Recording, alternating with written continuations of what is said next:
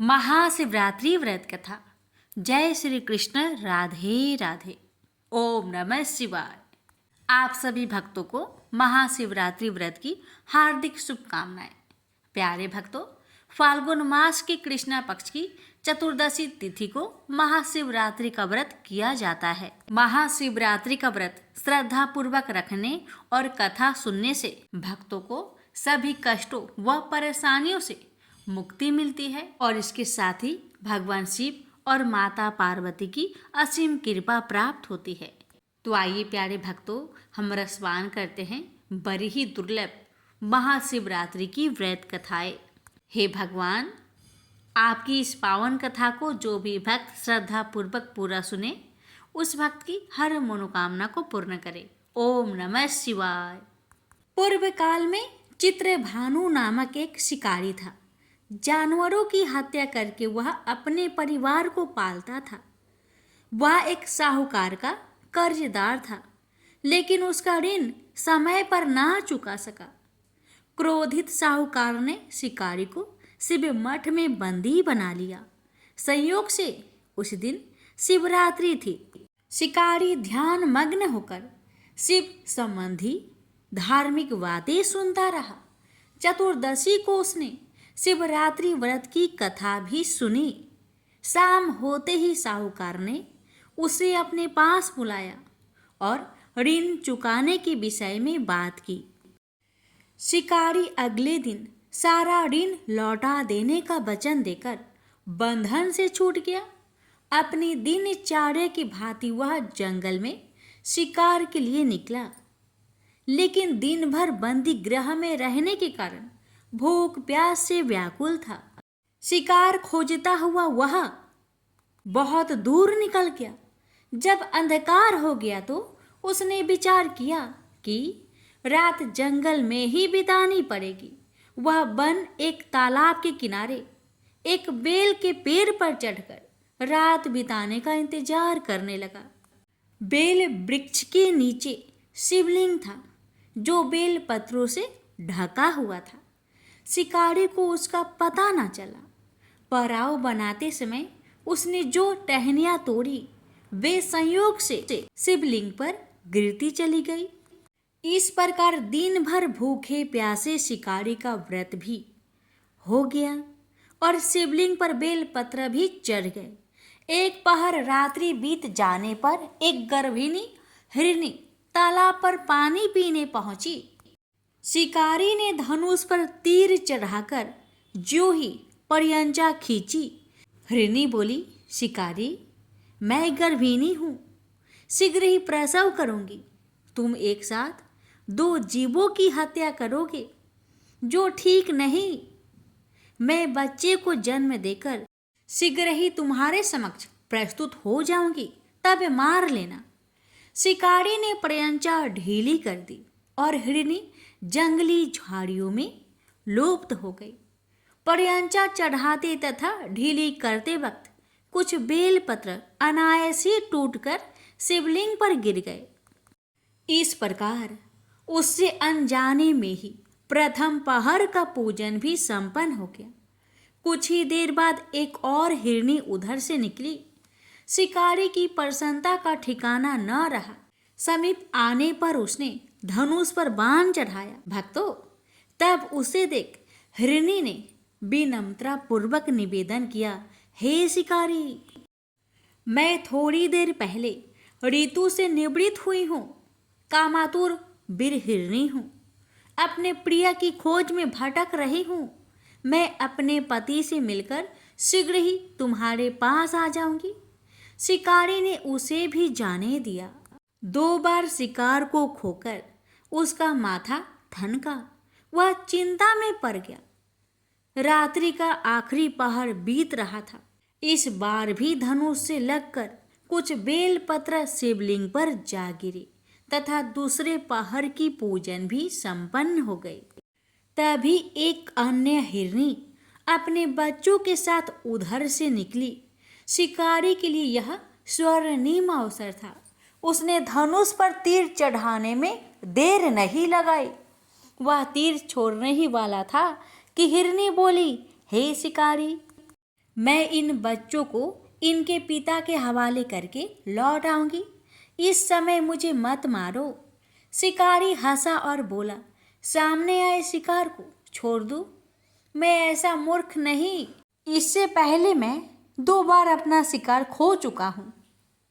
मेरी बच्चे भूख प्यास से व्यग्र हो रहे होंगे।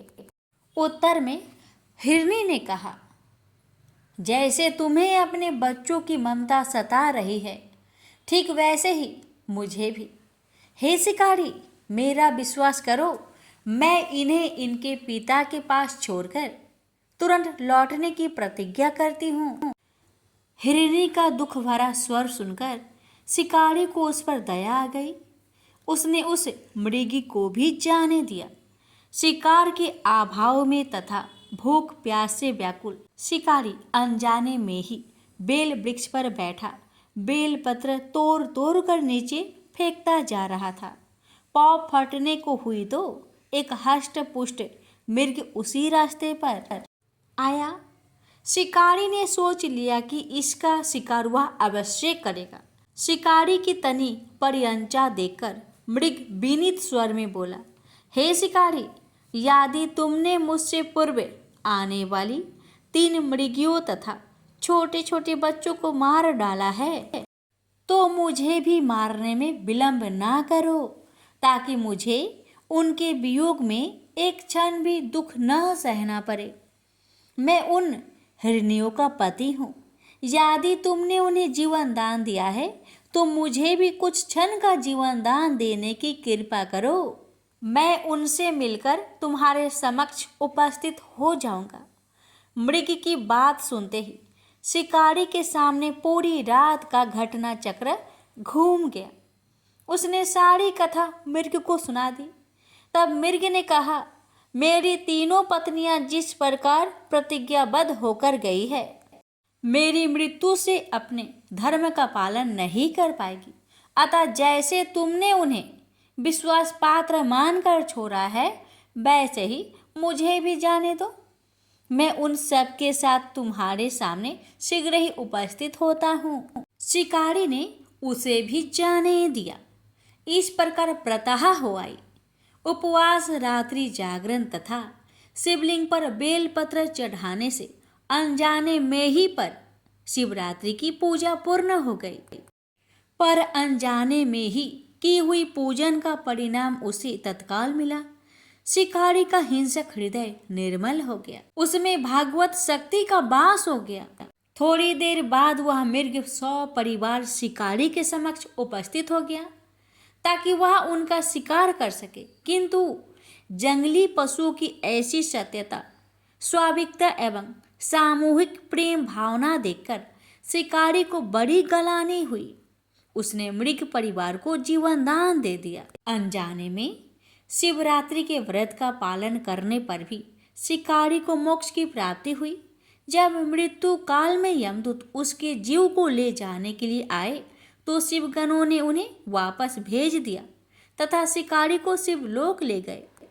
शिव जी की कृपा से ही अपने इस जन्म में राजा चित्रभानु अपने पिछले जन्म को याद रख पाया था तथा महाशिवरात्रि के महत्व को जानकर उसका अगले जन्म में भी पालन कर पाए।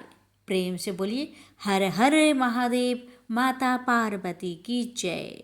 दक्ष प्रजापति की सभी पुत्रियां गुणवंती थी, फिर भी दक्ष के मन में संतोष नहीं था। वे चाहते थे उनके घर में एक ऐसी पुत्री का जन्म हो जो सर्वशक्ति संपन्न हो एवं सर्व विजयिनी हो। अतः दक्ष एक ऐसी ही पुत्री के लिए तप करने लगा। तप करते करते अधिक दिन बीत गए तो भगवती आध्य प्रकट होकर कहा, मैं तुम्हारे तप से प्रसन्न हूँ। तुम किस कारण तप कर रहे हो? दक्ष ने तप करने का कारण बताया तो माँ बोली, मैं स्वयं पुत्री के रूप में तुम्हारे यहाँ जन्म धारण करूंगी। मेरा नाम सती होगा। मैं सती के रूप में जन्म लेकर अपनी लीलाओं का विस्तार करूंगी। फलतः भगवती आद्य ने सती रूप में दक्ष के यहाँ जन्म लिया। सती दक्ष की सभी पुत्रियों में सबसे अलौकिक थी। सती ने बाल्य अवस्था में ही कई ऐसे अलौकिक आश्चर्यचकित करने वाले कार्य कर दिखाए थे जिन्हें देखकर स्वयं दक्ष को भी विस्मय होता था। जब सती विवाह योग हो गई तो दक्ष को उनके लिए वर की चिंता होने लगी। उन्होंने ब्रह्मा जी से इस विषय में परामर्श किया। ब्रह्मा जी ने कहा, सती आद्य के अवतार है। आद्य आदि शक्ति और शिव आदि पुरुष है। अतः सती के विवाह के लिए शिव ही योग और उचित वर है। दक्ष ने ब्रह्मा जी की बात मानकर सती का विवाह भगवान शिव के साथ कर दिया। सती कैलाश में जाकर भगवान शिव के साथ रहने लगे। भगवान शिव दक्ष के दामाद थे, किंतु किसी वजह से दक्ष के हृदय में भगवान शिव के प्रति बैर और विरोध भाव पैदा हो गया। एक बार देवलोक में ब्रह्मा ने धर्म के निरूपण के लिए एक सभा का आयोजन किया था।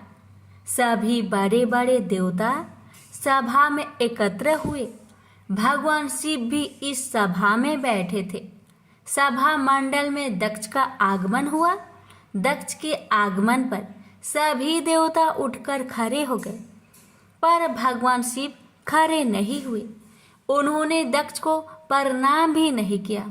फलतः दक्ष ने अपमान का अनुभव किया।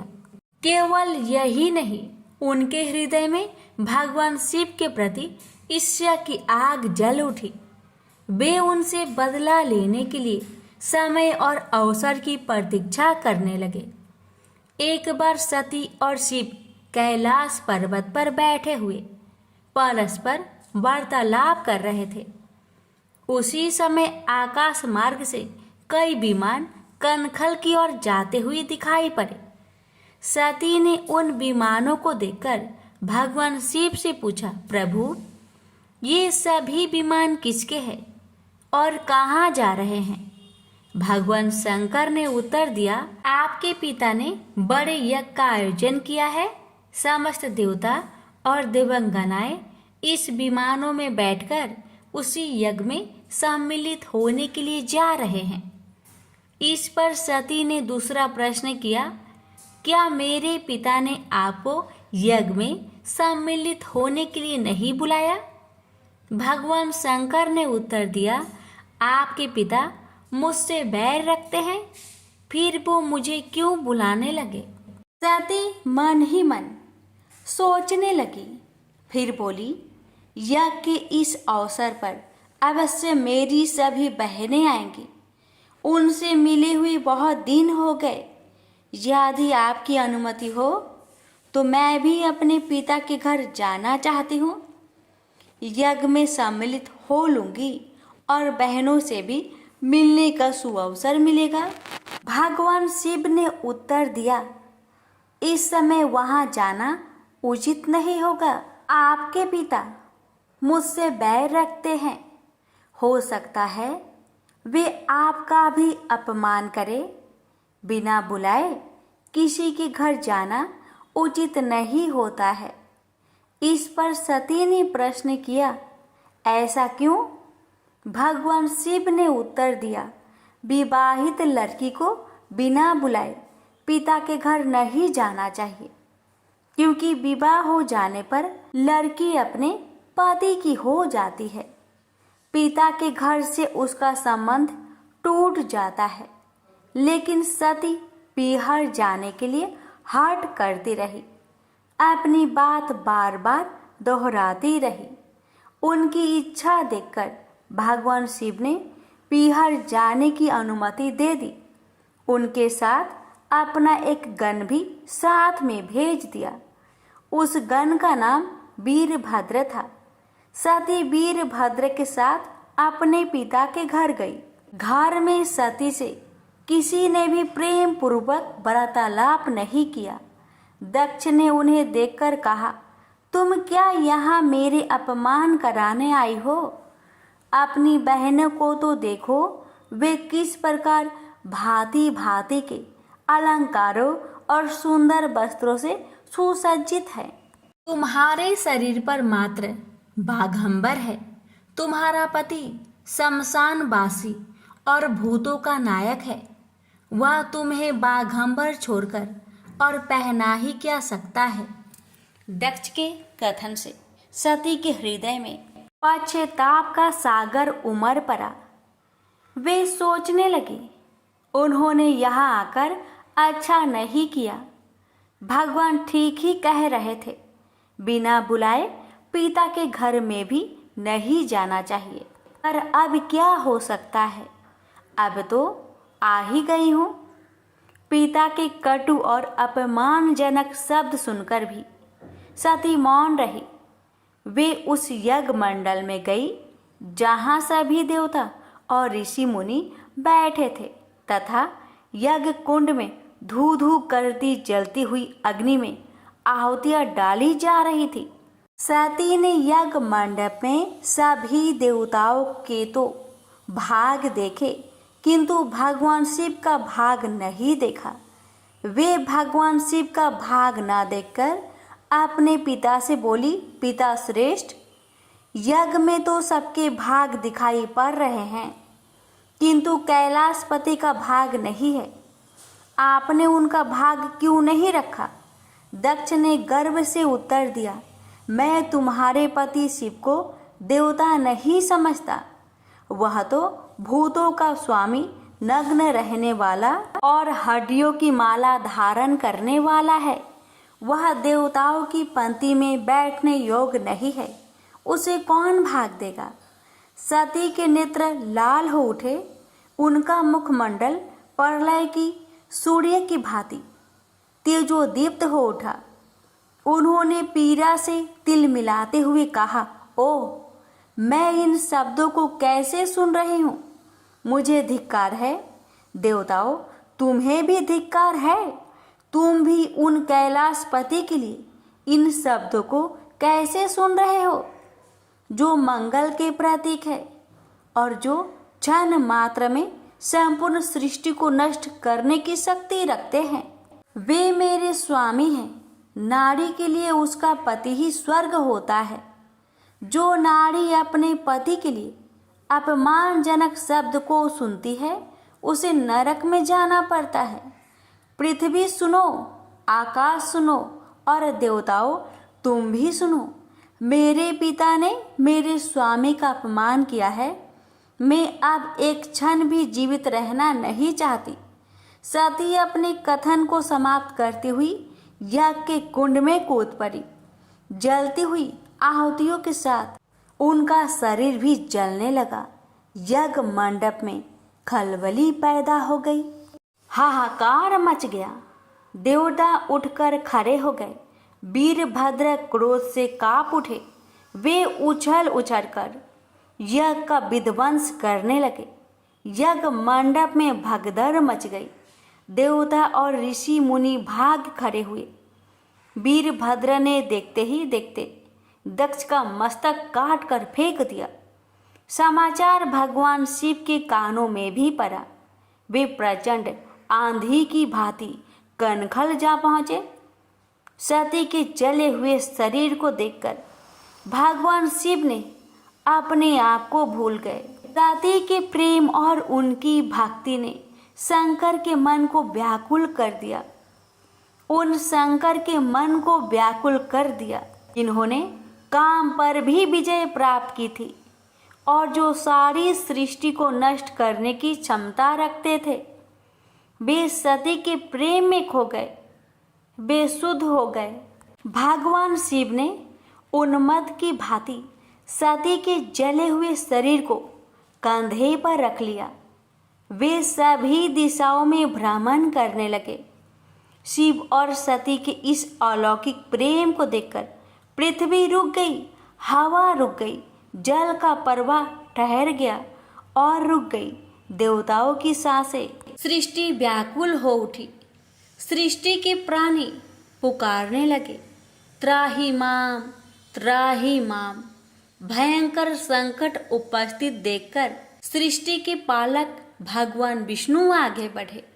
वे भगवान शिव की बेसुधी में अपने चक्र से सती के एक एक अंग को काट काट कर गिराने लगे। धरती पर 51 स्थानों में सती के अंग कट कट कर गिरे।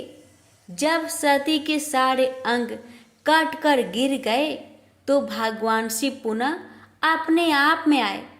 जब वे अपने आप में आए तो पुनः सृष्टि के सारे कार्य चलने लगे। धरती पर जिन 51 स्थानों में सती के अंग कट कट कर गिरे थे, वे ही स्थान आज शक्तिपीठ माने जाते हैं। आज भी उन स्थानों में सती का पूजन होता है, उपासना होती है। धन्य था शिव और सती का प्रेम। शिव और सती के प्रेम में उन्हें अमर और वंदनीय बना दिया। प्रेम से बोलिए सती मैया की जय। सुनेंगे माँ पार्वती के रूप में जन्म की कथा। बाद में सती की विरह में शंकर जी दयनीय दशा हो गई। वे हर पल सती का ही ध्यान करते रहते और उन्हीं ही चर्चा में व्यस्त रहते। उधर सती ने भी शरीर का त्याग करते समय संकल्प किया था कि मैं राजा हिमालय के यहाँ जन्म लेकर शंकर जी की अर्धांगिनी बनूं। अब जगदम्बा का संकल्प व्यर्थ होने से तो रहा। वे उचित समय पर राजा हिमालय की पत्नी मेनका के गर्भ में प्रविष्ट होकर उनकी कोख में से प्रकट हुई। पर्वतराज की पुत्री होने के कारण वे पार्वती कहलाई। जब पार्वती बड़ी होकर सयानी हुई तो उनके माता पिता को अच्छा वर तलाश करने की चिंता सताने लगी। एक दिन अचानक देव ऋषि नारद राजा हिमालय के महल में आ पहुंचे और पार्वती को देख कहने लगे कि इसका विवाह शंकर जी के साथ होना चाहिए और वे ही सभी दृष्टि से इसके योग हैं। पार्वती के माता पिता के आनंद का यह जानकर ठिकाना ना रहा कि साक्षात जगत माता सती ही उनके यहाँ प्रकट हुई है। वे मन ही मन भाग्य को सहराने लगे। एक दिन अचानक भगवान शंकर सती की विरह में घूमते घूमते उसी प्रदेश में जा पहुँचे और पास के ही स्थान गंगा अवतरण में तपस्या करने लगे। जब हिमालय को इसकी जानकारी मिली तो वे पार्वती को लेकर शिव जी के पास गए। वहां राजा ने शिव जी से विनम्रता पूर्वक अपनी पुत्री को सेवा में ग्रहण करने की प्रार्थना की। शिव जी ने पहले तो आनाकानी की, किंतु पार्वती की भक्ति देखकर वे उनका आग्रह न टाल सके। शिव जी से अनुमति मिलने के बाद तो पार्वती प्रतिदिन अपनी सखियों को साथ ले उनकी सेवा करने लगी। पार्वती हमेशा इस बात का सदा ध्यान रखती थी कि शिव जी को किसी भी प्रकार का कष्ट ना हो। वे हमेशा उनके चरण धोकर चरणोदक ग्रहण करती और षोडशोपचार से पूजा करती। इसी तरह पार्वती को भगवान शंकर की सेवा करते दीर्घ समय व्यतीत हो गया, किंतु पार्वती जैसी सुंदर बला से इस प्रकार एकांत में सेवा लेते रहने पर भी शंकर के मन में कभी विकार नहीं हुआ। वे सदा अपनी समाधि में ही निश्चल रहते। उधर देवताओं को तारक नाम का असुर बड़ा त्रास देने लगा। यह जानकर कि शिव के पुत्र से ही तारक की मृत्यु हो सकती है, सभी देवता शिव पार्वती का विवाह कराने की चेष्टा करने लगे। उन्होंने शिव को पार्वती के प्रति अनुरक्त करने के लिए कामदेव को उनके पास भेजा, किंतु पुष्पा युद्ध का पुष्पा बाण भी शंकर के मन को विक्षुब्ध न कर सका। उल्टा कामदेव उनकी क्रोध अग्नि से भस्म हो गए। इसके बाद शंकर भी वहां अधिक रहना अपनी तपस्या के लिए अंतराय रूप समझ कैलाश की ओर चल दिए। पार्वती को शंकर की सेवा से वंचित होने का बड़ा दुख हुआ, किंतु उन्होंने निराश ना होकर आपकी बार तप द्वारा शंकर को संतुष्ट करने की मन में ठानी। उनकी माता ने उन्हें सुकुमार एवं तप के अयोग्य समझकर बहुत माना किया, इसलिए उनका उमा नाम प्रसिद्ध हुआ, किंतु पार्वती पर इसका असर ना हुआ। अपने संकल्प से वे तनिक भी विचलित नहीं हुई।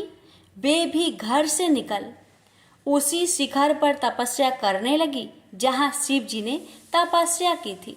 तभी से लोग उस शिखर को गौरी शिखर कहने लगे। वहाँ उन्होंने पहले वर्ष फलहार से जीवन व्यतीत किया। दूसरे वर्ष वे पर्ण वृक्षों के पत्ते खाकर रहने लगी और फिर तो उन्होंने पर्ण का भी त्याग कर दिया और इसलिए वे अपर्णा कहलाई। इस प्रकार पार्वती ने 3000 वर्ष तक तपस्या की। उनकी कठोर तपस्या को देख ऋषि मुनि भी तंग रह गए। अंत में भगवान आशुतोष का आसन हिला। उन्होंने पार्वती की परीक्षा लेने के लिए पहले सप्त ऋषियों को भेजा और पीछे स्वयं वटु भेष धारण कर पार्वती की परीक्षा के निमित्त प्रस्थान किया। प्रेम से बोलिए हर हर महादेव, माता पार्वती की जय। एक समय की बात है, किसी गांव में दधीची नामक एक बड़ा शिव भक्त ब्राह्मण रहता था, जिसका एक पुत्र और पुत्र वधू भी थी। परंतु पुत्र वधू दुष्ट कुल की थी और उसका नाम दुकुला था। उसका पति सर्वदा उसी की बस में रहता था और उसके भी कई पुत्र थे, किंतु वे सभी शिव भक्त थे। एक समय जब जाति के संयोग से दधीची को दूसरे ग्राम में जाकर रहना पड़ा, तो उस गांव वालों ने भी उन्हें वहां ना रहने दिया और विशेषकर उस पुत्र और पुत्र वधू को अन्यत्र जाने पर बाध्य किया। वे दोनों दूसरे ग्राम को चले गए। दधीची की उस पुत्र का नाम सुदर्शन था और वह सदैव शिव जी की पूजा किया करता था। एक समय जब शिवरात्रि का दिन आया तो सबने शिव जी का व्रत किया और सुदर्शन शिव जी की पूजा कर घर आया। घर में आकर शिवरात्रि में उसने अपनी स्त्री के साथ संभोग किया और प्रातः बिना स्नान किए ही जाकर फिर शिव जी की पूजा कर दी। इससे शिव जी ने असंतुष्ट होकर उसे जर हो जाने का श्राप दिया और कहा कि अब तू मेरे स्पर्श का अधिकारी नहीं है, इससे दूर से ही दर्शन किया कर। जब दधीची पुत्र सुदर्शन को शिव जी ने ऐसा श्राप दिया तो शिव जी की माया से मोहित हो वह शीघ्र ही जर हो गया। इतने में शिव श्रेष्ठ दधीची ग्रामांतर से वहां आ गए और पुत्र के प्रति शंकर का श्राप सुनकर दुख से रोने लगे और पुत्र को बार बार कुपुत्र आदि कहकर ताड़न करने लगे कि तूने मेरे उत्तम कुल को नष्ट कर दिया। पुत्र और पुत्र वधू की नष्टता पर उन्हें महान कलेश हुआ। वे उनके सुख के लिए भक्ति पूर्वक पार्वती जी की पूजा करने लगे। सुदर्शन ने भी चंडी पूजन के विधान सहित महान भक्ति से शुभ छत्तों द्वारा भगवती गिरिजा की पूजा की। पिता और पुत्र दोनों ने भक्ति वत्सल देवी पार्वती को प्रसन्न किया। तब उनकी सेवा के प्रभाव से प्रसन्न हो चंडिका ने सुदर्शन को अपना पुत्र बना लिया। देवी गिरिजा ने सुदर्शन के लिए शिव जी को प्रसन्न किया। जब शिव जी प्रसन्न हो गए तो देवी पार्वती ने नमस्कार कर सुदर्शन को उनकी गोदी में डाल दिया। फिर भगवती गिरिजा ने उस पुत्र को धृत से स्नान कराकर एक ग्रंथि से युक्त उसे 3 तार की यज्ञोपवीत धारण करा दिया और गायत्री यंत्र दिया। बालक ने श्री शिव सहित ओम नमः शिवाय मंत्र से 16 बार संकल्प तथा पूजन किया। प्रसन्न हुई चंडिका ने अनेक नाम और मंत्रों का पाठ कराया। शिव जी ने भी प्रसन्न होकर उसे अपना अधिकारी बनाया और कहा कि अब तुम गोल तिलक लगाया करो तथा मुझ पर जो कुछ चढ़ाया हो उसे ग्रहण करो। अब तुम हमारी शिव संध्या किया करो और यही शिव गायत्री जपा करो। पहले मेरी सेवा फिर अपना कार्य, इस प्रकार करने से तुम्हारा कल्याण होगा। मैंने तुम्हें क्षमा किया। ऐसा कहकर शिव जी ने उसके चारों पुत्र को बटुक रूप से चारों दिशाओं में अभिषिक्त कर दिया और चंडी पुत्र सुदर्शन को अपने निकट रख उसके पुत्र को अनेक वरदान दिए। इस प्रकार शिवाशिव ने जगत के हित के लिए उन बटुकों की स्थापना की और कह दिया कि जो तुम्हें पूजेगा वह मेरी पूजा के समान होगा। फिर तो शिव जी की कृपा से उनका बड़ा विस्तार हुआ। जब तक बटुक की पूजा ना हो जाए तब तक शिव जी की पूजा रहती है, अतः उनको पूजा करके ही शिव जी की पूजा करे। शुभ अशुभ किसी भी कार्य में बटुक का त्याग करना योग्य नहीं है, क्योंकि प्रजापत्य और भोज्य में बटुक ही विशेष हैं। प्रेम से बोलिए हर हर महादेव।